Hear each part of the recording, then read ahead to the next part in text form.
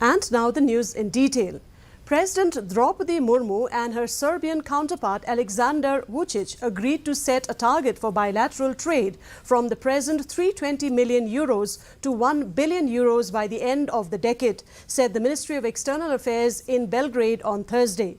President Droupadi Murmu is on a 3-day state visit to Serbia from the 7th to the 9th of June.